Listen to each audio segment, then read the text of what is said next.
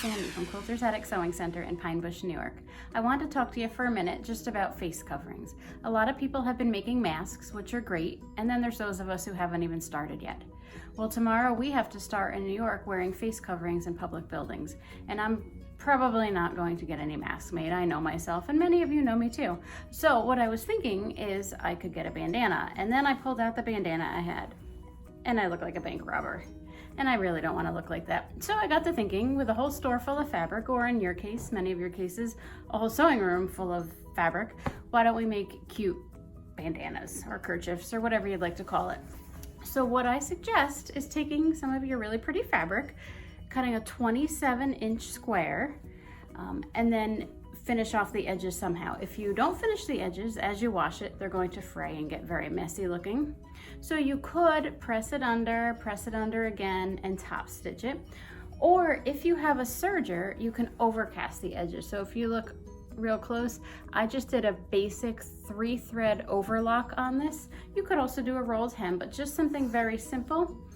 Big square, 27 inches. We're gonna kind of fold it on a diagonal, and then just put it right over your face, tie it in the back. It does look a little different, but it works great. It covers your face, it covers your nose, it ties in the back, and when this is all over, you could certainly drape it over and wear it as a scarf. So it's just a 27-inch square.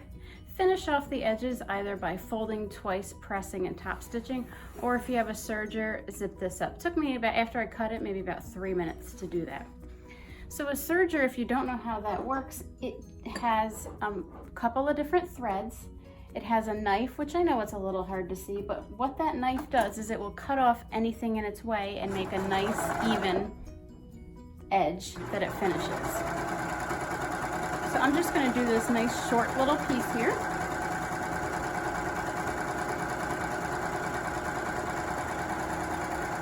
With a serger, you can sew off the fabric, so you can see I'm pulling it out here, and cut.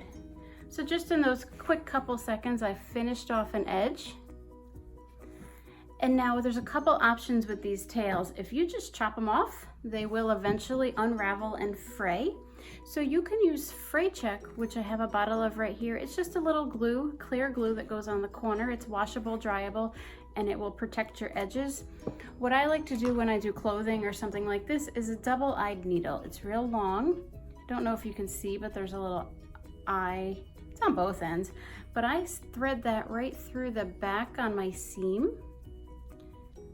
Okay, so it comes right up in the seam. I don't know if you could see, but that needle is under the stitching.